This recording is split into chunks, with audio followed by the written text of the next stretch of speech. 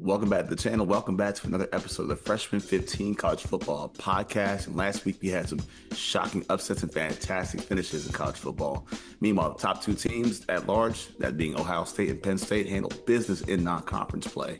After last week's results, we had teams looking to get back on track and some that kept rolling in the top 10. So without further ado, I'm going to bring in my man Tyler Moore to discuss on the Freshman 15. My dude, what is up? Not much. We are really good at this upset picks. I think we hit one every single week between you and I. So I think people that watch this should be listening to it, and we should start putting money on it because we're getting really good at this. Yeah, that spread was oh man. Let's tell you what, man. Let's actually focus on those picks first. The upset picks. So yours was a good one. So lead the way on your upset pick.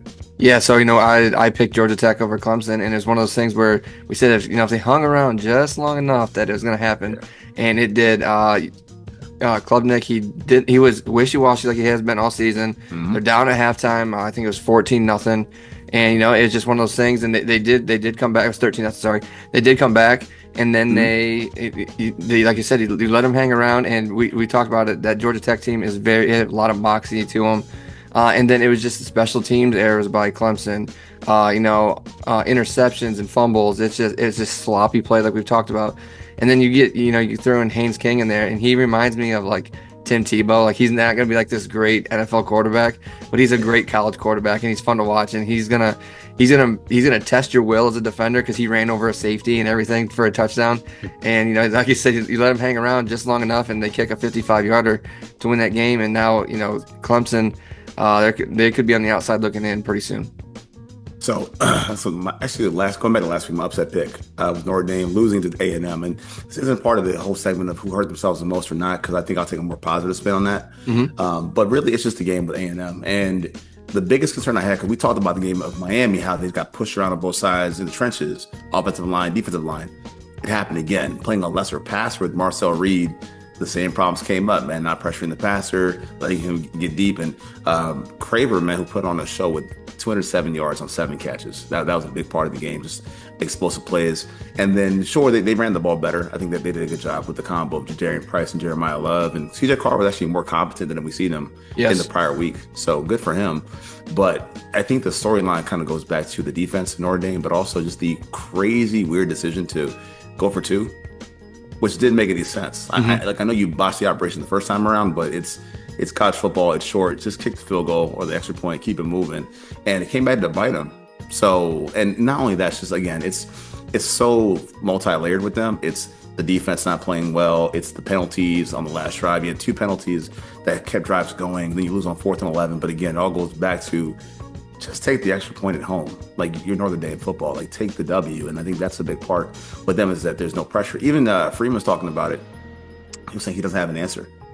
He has no answer for his pass rush. So he's kind of acquiescing that, I think we're screwed here. Like, what do we do? Do we put our cornerbacks on? Do we blitz more? Like, what do we do? It's just like, that's the biggest part is they can't stop the run. They can't stop the pass. They can't stop committing penalties, and the coach isn't helping. Mm-hmm. So you got a total failure. For talking about Clemson, who is not going back to the big dance, what about them? The point that I want to make that kind of rolls right into like the big game of the week that we had with Georgia and Tennessee.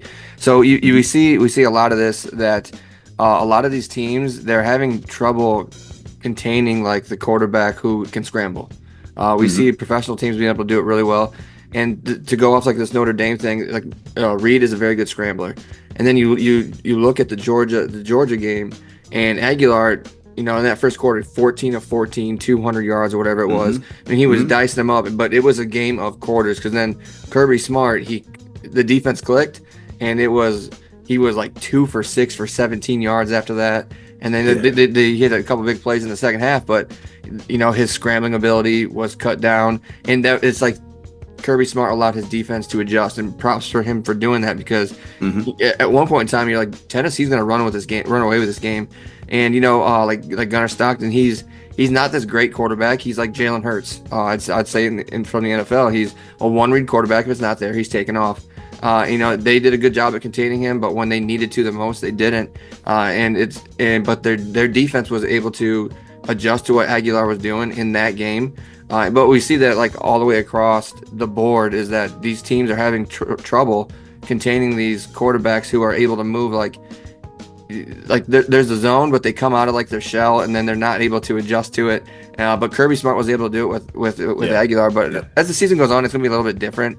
Teams will eventually adjust, but these big teams that are losing early, especially with like a team like Notre Dame, where their schedule is a little more favorable because they don't play in a conference.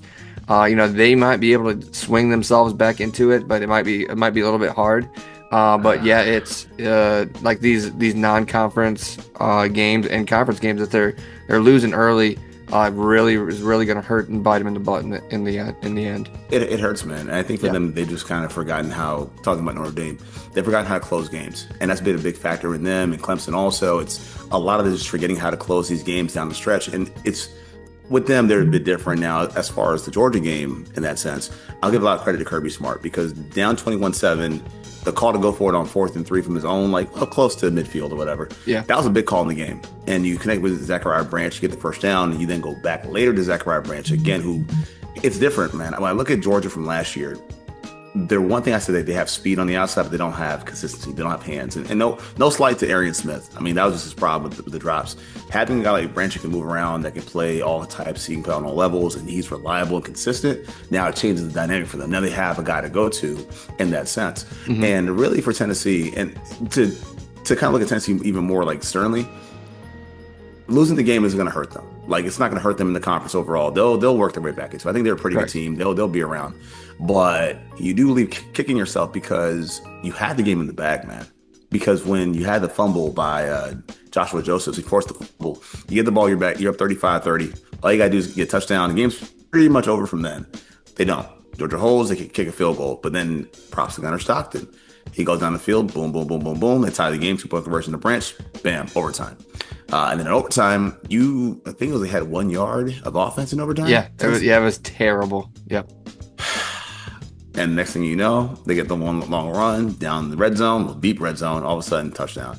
So for them, man, I think, and they had the game at the end too. I think they could have kicked the field goal down the line and missed it as well. So yes. Yeah, I mean, it's so many mistakes that they had that they could have won the game and they blew it. Again, they'll recover, they'll be back.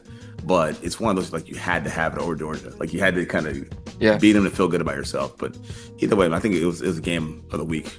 Yeah, they definitely struggled running the ball. And to beat Georgia, you have to run the ball because you're going to be able to isolate those corners. They did it early. They did it really good early. They were playing single high safety. And then they were able to isolate those corners one-on-one. What Brazil had, 3 catches for 3 touchdowns. I mean, it was insane. Mm-hmm. And that's when we thought they were going to run away with it. But it's you have to be able to run the ball, especially when you get into these big games, and they were absolutely not able to do it. And that's, if you look back a couple of years, that's how Ohio State loses to Michigan. They're not able to run the ball. Yeah, they can throw the ball, they can't run the ball. But yeah, I mean, if you want to go to who helped themselves, hurt themselves, I mean, I think we're on the same page, man. Or are we talking the same teams? Nah, man, it's Clemson for me. I mean, there was talks that people were asking Kirby, not Kirby, sorry, Dabo. Hey, man, what happens if Clemson decides to let you go? Like those things happen, and he's like, I'm not worried about it because all we do is win. But like that stuff is in the air now. So I mean you're only like a player's only meeting away from something crazy happening. So yeah, but the thing is, I think we're there too with Notre Dame as well, and it's okay. So let me kind of go to the hurt themselves, help themselves. I'm going to do it like a different way, a more positive spin, maybe a more global spin, but it's more like a bolo or like be on the lookout for these teams. And I'll say that starts with Georgia Tech and Vanderbilt. So we know like they've been doormats for years in their conference. People make fun of them, but over the last couple of years, they've come along to win these games. Like I know without Sellers, they won the game for Tech, so that's a big win, but it's a convincing win of 31-7. Like you smashed them on defense. You played a great game. You won on both sides of the ball. Pavia has been a pain for a lot of teams in the last year or so. Shout to Alabama.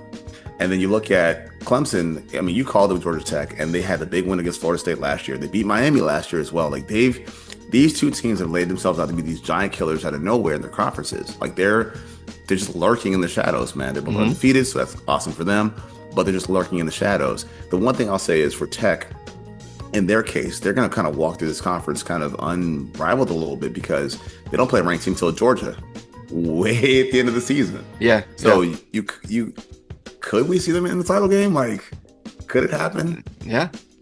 Swing. I mean, there's what 12 teams. So, I mean, you could swing them into the playoffs strong all the way through. Even with a loss of Georgia, you still get into the playoffs. Yeah, man. I mean, and if he's healthy, if King is healthy, of course. And by the way, just to throw this out there, he had 200 yards passing, 100 rushing. Pretty nice day. Yeah. If they were able to do that, kind of run the table, that's a big, it's a big sign for them. Now, I don't think they're going to compete for a title, but can they get in the dance? Sure, absolutely. Now, whereas looking at the other team here, looking at Vandy, I don't think Vandy has a shot. It's a crazy tough schedule they have in that conference. It's a beast like no other. That being said, though, they could pull something that they have not done in 10 years, and that is win back-to-back bowl games, who they beat Georgia Tech, by the way, last year. So just kind of how it all stacks up for them. I think they've kind of created this thing about them where they can run the ball a little bit with Pavia and their running backs. Pavia's a gutty gamer, so he has that kind of spark in him. And by the way, man, speaking of coach movements, if Leah keeps doing this, man, at Vandy, I don't know if he's going to stay at Vandy, man. Yeah. Just saying.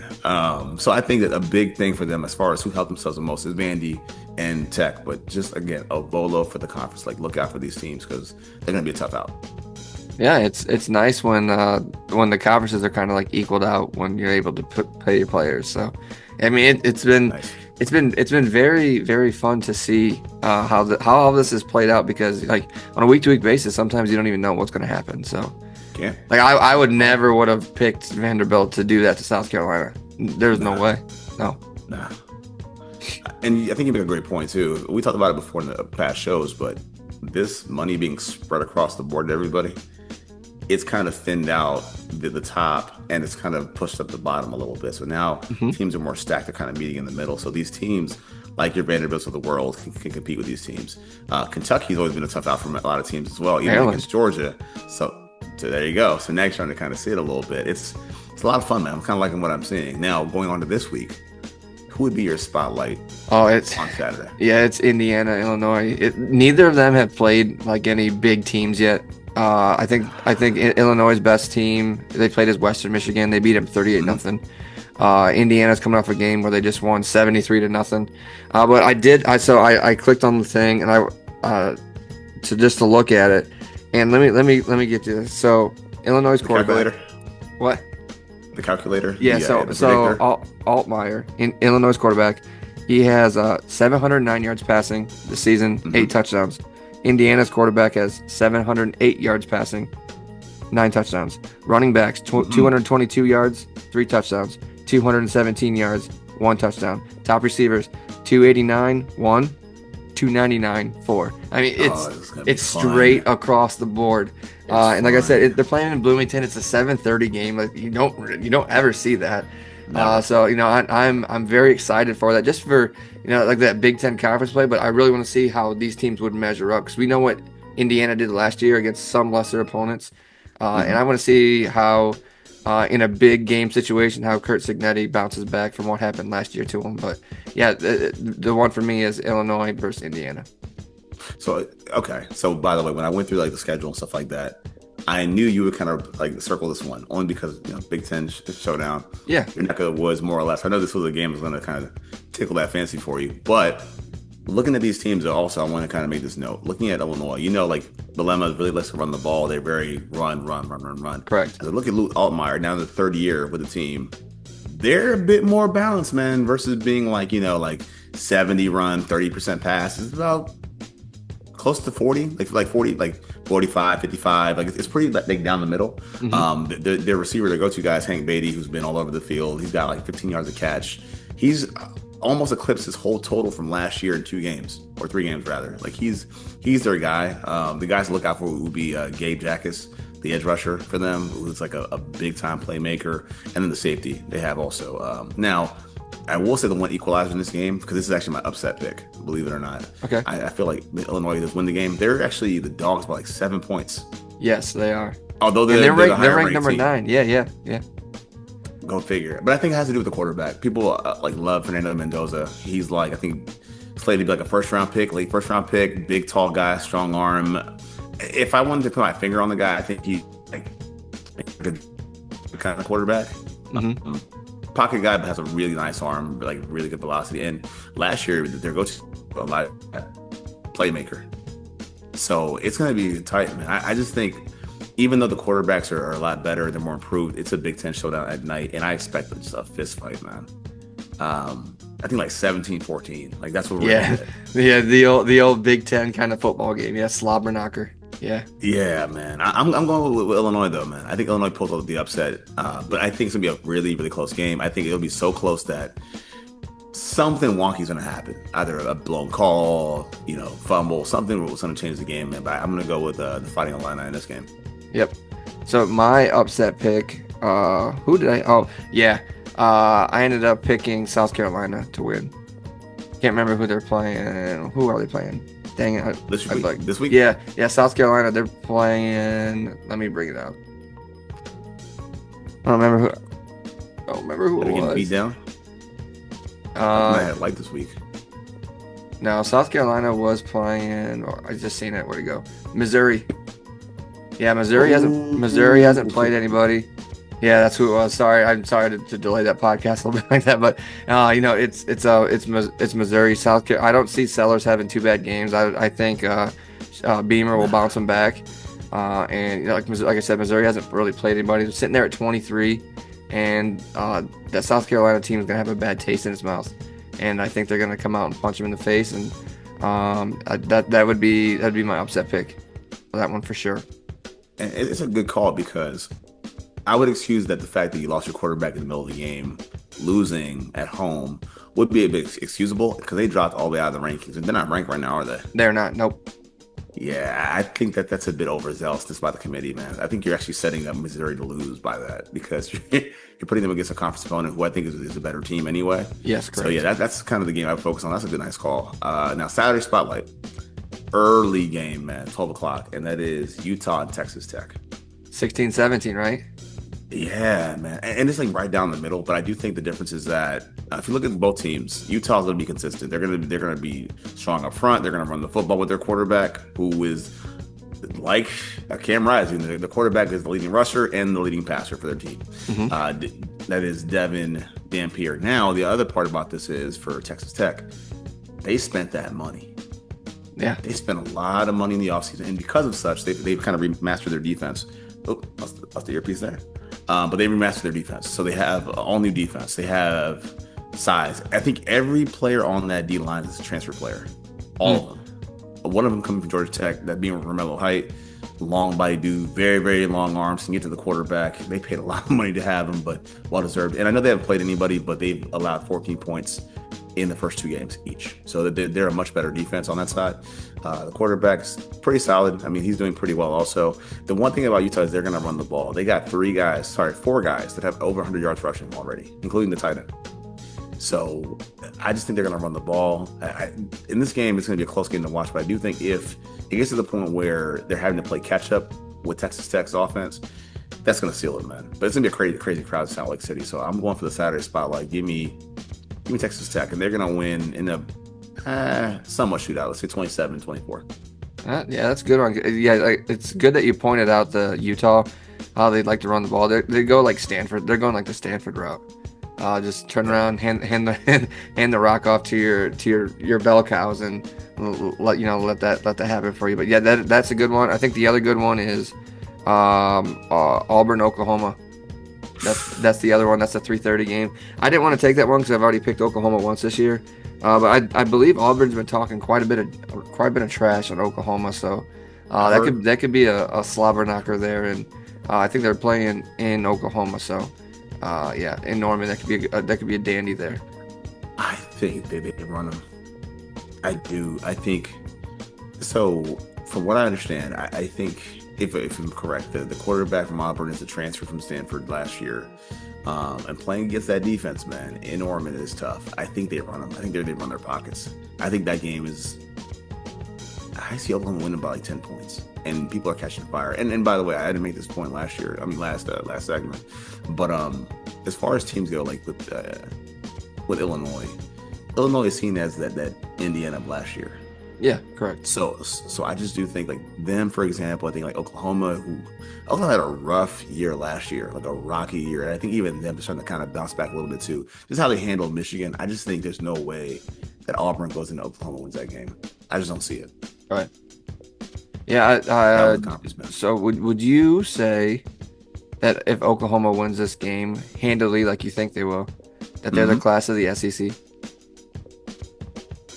With their defense and their playmaker, no. LSU. I mean, LSU's victory over Clemson doesn't look so impressive now. It might be a little bit thin, but if Nussmeier is what we think, because depending on who you think is a better quarterback long term over the course of the season, Batier or Nussmeier, I can be really critical of Nussmeier a lot, but overall their rosters on both sides and their defense, I still say LSU, man. Until they prove me wrong, give me LSU. Yeah, I think that would be the consensus pick. I think everybody think them as the consensus pick, them or Georgia was going to be, but I don't think anybody had Oklahoma like possibly being there because a lot of people had Venables on the hot seat. So I mean, he's coaching his butt off right now. So we'll see how it really plays out. But the way they've been playing, I know Michigan is like doing one of these, but it's definitely eye-opening at how much they have flipped in one season, for sure. But that can be its own segment if you think about it, because if you consider, it's hard to say who the class of the conference is based on what we've seen. We got A&M, Texas that looks so good. It's a hard call, man. It's a hard call. If I had to pick today, I'd say give me LSU right now. But what I've seen already from Oklahoma, they're in the conversation, and that's saying a lot, though, based on what you said on him being on the hot seat. So that says a lot. But I'd say still give me Georgia, even Tennessee, man. I'm not really mad at Tennessee for losing that game. I'm not holding it against them for losing that game, because if they just executed on that drive, any drive down the stretch of the game, they win easily. If you score points on that after the sack fumble, you win the game. Make your field goal, win the game. You have a good drive in overtime, probably win the game. It's just, or even stop the 2-point conversion. It's just so much happened to allow Georgia to win that game. I can't hold it against Tennessee. I really can't. So even if we were to kind of put the teams in like a funnel, give me, in no order, but give me LSU at the very top. Then you can give me probably Georgia right along them, 2A, 2B with Tennessee. Then you can slide Oklahoma in that mixture. And whoever else you want to add, maybe A&M at 5. But still, I think it's fair all the same. Yeah, that's fair. And then, so we'll just swing over to the other conferences quick. Big Ten, you have Ohio State, Penn State, Oregon. Those three.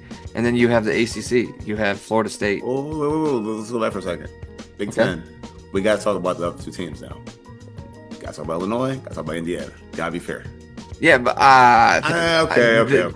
I mean, we're talking about cream of the crop. Cream of the. I don't want to sound like arrogant or anything, but I'm literally talking. We're talking a cream of the crop. Like if you put Indiana on the field, so I think they play Penn State later on the season. Like how are they going to match up against like a Drew Allard defense, a Drew Allard offense? Quarterback. Yeah. It's two-way because you have to stop the run, which they may have a better shot against, but then you have to be out on the island with their corners because you have to commit so many numbers to stopping the run. So now it's one-on-one. That's tough. And I feel like even Penn State might be a better matchup for a team like Indiana. Now, if you play a team like Oregon, for example, they'll run you out of the ballpark. You're not doing that one. Yeah. And that's because Oregon, like we talked about before, Oregon can play the trenches and they can play the finesse style. They can do both. They can pound you with their D line, D tackles, but they can also play fast and free on the offensive side. So no, I think that's tough. So cream of the crop, no. So Penn State, because they got, Penn State has. They have Franklin holding them back a little bit, but another story. But then you have Penn State, you got Oregon, you got Ohio State, top three. That's easy. Looking at the other conference, you got Florida State, the Big 12, Florida State, and the ACC. Yep, I think they're back. Them, Miami. Who's our third ACC team, or is there one? Georgia Tech.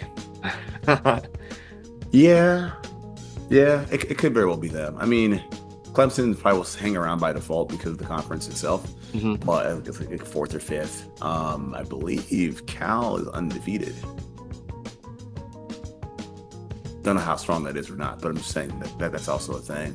And then Big 12 is right now because Utah, Texas Tech, Texas Tech, and Iowa State. Yep, those are the three. But I mean, throwing those guys.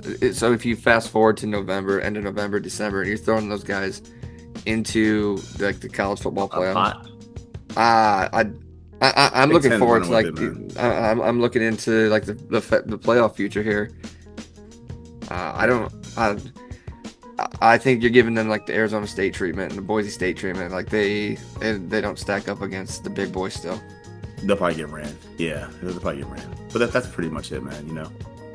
Yeah, but it's fun. It's fun. It's fun to talk about right now because we're playing a bunch of what ifs, and then we finally get to see, you know, the what ifs turns to then what. Yeah. So yeah, I mean it's exciting stuff, and it's kind of starting to take place now. You know, we're in week 4 this week, so conference play is starting for a lot of teams, and we get to, you know, eventually see these big collision courses happening. I think of one that's coming up that no one's going to talk about. I think it's the end of the season is Oregon versus USC, because USC seems to be like back recovering. But we'll see. I mean, they didn't look too hot against Purdue that I thought, but we'll see because their offensive production is great, but we'll see when they play. We'll see when they play against Oregon. Yeah, we'll see. Yeah. But nah, I got nothing else. Fun week. Usually, like I said, everything's starting to pick up. You know, sit down on Saturday and enjoy your September weekend and enjoy some football. Watch some football. Yeah. Yes, sir, man. You know what it is, man. So for my dude, Tyler Moore, I'm LP Cruz. This has been the Freshman 15 College Football Podcast. Peace.